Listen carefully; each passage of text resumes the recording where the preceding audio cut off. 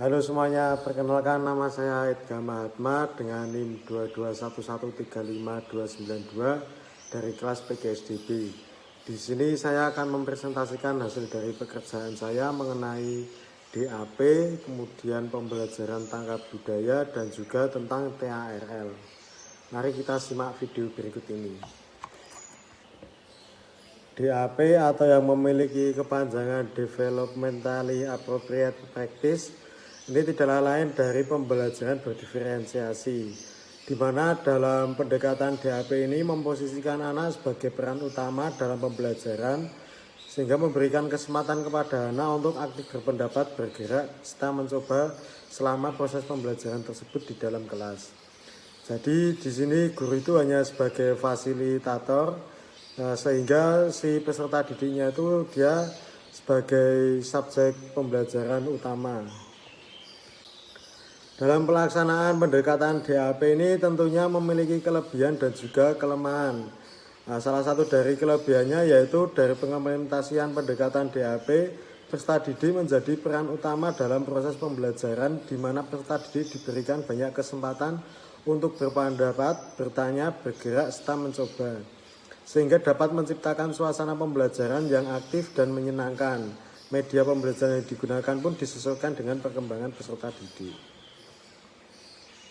Sedangkan untuk bagian kekurangan atau kelemahan dari pelaksanaan DAP ini yaitu yang pertama, proses pembelajaran harus sesuai dengan tahap perkembangan anak. Kemudian yang kedua, harus sesuai dengan kemampuan kognitif peserta didik. Dan yang terakhir yaitu tidak semua materi pembelajaran cocok diterapkan. Jadi kesimpulan dari pendekatan DAP ini ialah pendekatan DAP sangatlah penting dalam proses pembelajaran karena guru hanya sebagai fasilitator dan tidak lagi sebagai tokoh paling utama dalam pembelajaran dalam kelas. Dan siswa tidak hanya sebagai penerima yang tidak aktif dalam pembelajaran, tetapi para siswa bertanggung jawab untuk atas pembelajaran mereka sendiri, sehingga nantinya dapat menciptakan suasana belajar yang aktif dan juga menyenangkan. Kemudian kita akan membahas mengenai pendidikan tanggap budaya atau dalam bahasa Inggrisnya yaitu Culturally Responsive Pedagogy yang disingkat menjadi CRP. Pendidikan tanggap budaya memiliki arti model pendidikan teoritis yang tidak hanya bertujuan meningkatkan prestasi peserta didik, tetapi juga membantu peserta didik menerima dan memperkokoh identitas budayanya. Pada pelaksanaannya, pendidikan tanggap budaya ini memiliki 5 panduan atau prinsip. Di antaranya yaitu yang pertama, pentingnya budaya. Kedua, pengetahuan terbentuk sebagai bagian dari konstruksi sosial.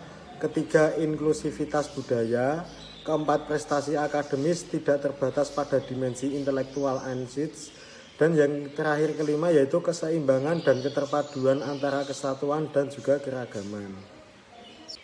Kemudian kita akan membahas mengenai teaching at the right level atau disingkat TARL, yang disebut juga pengajaran sesuai level, merupakan pendekatan belajar yang tidak hanya mengacu pada tingkat kelas, melainkan mengacu pada tingkat kemampuan siswa.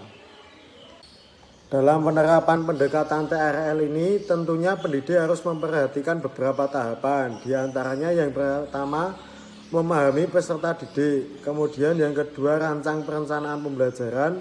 Dan yang ketiga, mengikuti ragam pelatihan. Ragam pelatihan di sini bisa bermacam-macam. Salah satunya bisa dari yang dilaksanakan oleh Kementerian Pendidikan dan Budaya. Dan mungkin bisa yang dilaksanakan oleh beberapa instansi tentang pendidikan. Kemudian kita akan membahas mengenai capaian pembelajaran atau yang biasa disingkat menjadi CP, yaitu merupakan kompetensi pembelajaran yang harus dicapai peserta didik pada setiap fase perkembangan.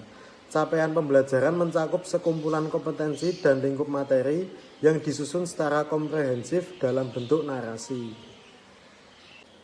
Capaian pembelajaran atau CP dirumuskan per fase dikarenakan setiap fase ataupun tingkatan tersebut mempunyai capaian pembelajaran yang harus dicapai, sehingga proses pembelajaran peserta didik akan disusun mengacu pada capaian pembelajaran tersebut, namun disesuaikan dengan karakteristik, potensi, dan kebutuhan peserta didiknya.